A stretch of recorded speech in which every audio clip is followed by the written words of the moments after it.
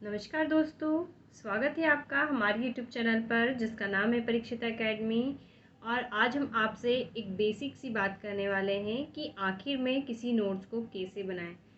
हम सभी जानते हैं कि जब हम कॉम्पिटिटिव एग्ज़ाम की प्रिपरेशन करते हैं तो इसके लिए कोई बुक फिक्स नहीं होती। हालांकि कुछ रेफरेंसेस बुक ज़रूर जो है अपनी पहचान बनाए हुए हैं, लेकिन फिर भी हम कई सोर्सेज से पढ़ते रहते हैं और मन में कन्फ्यूज़न हो जाता है, कंफ्यूज हो जाते हैं हम।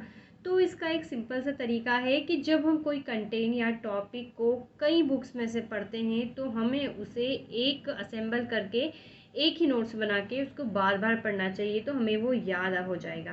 तो इसी प्रकार से हम आपको जो डेमो दिखाने आए इस पॉइंट पर वो है राजा राम मोहन राय के बारे में। हमने इसके ऊपर एक वीडियो भी डाला था जो काफ़ी पसंद किया गया है, तो हम वहीं से इसको लेकर आ रहे हैं। तो क्योंकि हम हैंड रिटन नोट्स बनाते हैं और फिर ही कंटेंट को अवेलेबल करवाते हैं। तो यहाँ पर जो बेसिक सी चीज़ है, जैसे कि आप देख पा रहे हैं, ये थोड़ा सा ब्लर जा रहा है, ये कि राजा राम मोहन राय की हमने बेसिक सी चीज़ें लिख ली। उनका जन्म कहाँ हुआ था, जनरली ब्राह्मण परिवार के माता पिता का नाम, हालांकि ये इतना मायने नहीं रखता है, लेकिन उपाधियाँ काफ़ी इम्पॉर्टेंट है। तो इनको क्या क्या उपाधियाँ दी गई है, तो ये किसी भी हमें एक बुक में नहीं मिला।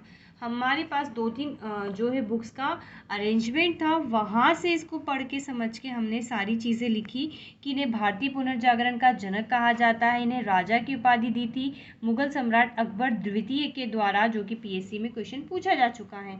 आधुनिक भारत का पिता कहा जाता है, और इस प्रकार से कई इनके नाम है और इम्पॉर्टेंट है। युगदूत की संज्ञा भी इन्हें दी गई है जो कि सुभाष चंद्र बोस ने दी है, और इस प्रकार से ये स्पेक्ट्रम में लिखा था कि इन्हें भारतीय पत्रकारिता का जनक भी कहते हैं।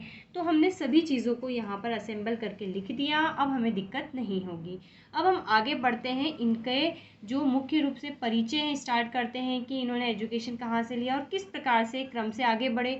तो वो भी काफ़ी रैंडम था। हमने क्या करा, सबसे पहले जो भी उनके काम थे उनको ईयरली अरेंज कर लिया, क्योंकि जो भी काम किया होगा उन्होंने ऐसे ही हुआ होगा ना कि 1 2 3, ऐसा तो करा नहीं होगा, हो ही नहीं सकता है। तो उसको हमने अरेंज कर लिया, और हालांकि हम ये नोट्स बना चुके हैं तो हम यहाँ पर इनके बारे में नहीं पढ़ रहे। जैसे कि जनरल सी चीज़ें हमने लिख ली जो हमें पता होनी चाहिए, 70-90 में क्या हुआ, फिर इस प्रकार से बैक टू बैक किस प्रकार से 1803 में क्या हुआ, आगे बढ़ रहे हैं, और यही हमने जनरली हमारी वीडियो में भी अवेलेबल करवाया है। तो आप ऐसे कई सारी चीज़ें कर सकते हैं। हालांकि इसके लिए सबसे पहले हमने रफ में नोट किया था, क्योंकि कुछ चीज़ें बाद में समझ दिखती हैं, और फिर बाद में फाइनली हमने उसको अरेंज कर लिया। तो इस प्रकार से हमने उसको पॉइंट में लिख लिया। पॉइंट में लिखने का बेसिक मीनिंग यही है कि वो हमें समझ में आ जाता है, याद हो जाता है। और यहाँ पर कुछ डेफिनेशन छोड़ रखी है जनरली जिसमें हमें पुनर्जागरण के बारे में लिखना है, तो वो हमने यहाँ पर रिपीट नहीं करा। ठीक है, अब इनके जो महत्वपूर्ण कार्य है वो यहाँ पर हमने लिख दिए। वो सिंपल सी चीज़ें थी, किस प्रकार से कार्य क्या क्या करें इन्होंने, ये तो इस प्रकार से हमने यहाँ पर लिख दिया। अब हम पीछे पेज पलटते हैं और आ जाते हैं।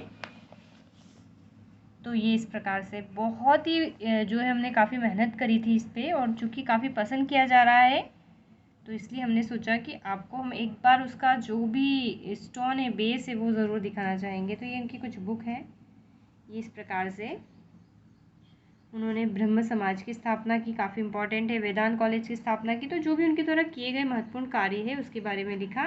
देन इंग्लैंड में इनकी मृत्यु हुई, ब्रिस्टल में, और ये इस प्रकार से। ठीक है, तो ये राजा राम मोहन राय के बारे में। फिर कुछ आलोचक इनके बारे में क्या कहते हैं, तो उसके बारे में भी हमने यहाँ पर लिखा। और इस प्रकार से हमने आगे और भी कई विद्वानों के बारे में नोट्स बना रखे हैं। सो ये शॉर्ट वीडियो है, तो आपको हमें बताना है कि आपको हमारा ये जो हम आइडिया आपसे शेयर कर रहे हैं कैसा लगा। कमेंट बॉक्स में जाके आप ज़रूर बताइएगा, और अगर ऐसा कुछ है आपको पसंद आ रहा है तो please subscribe our channel, like share comment. Have a nice day, thanks for watching.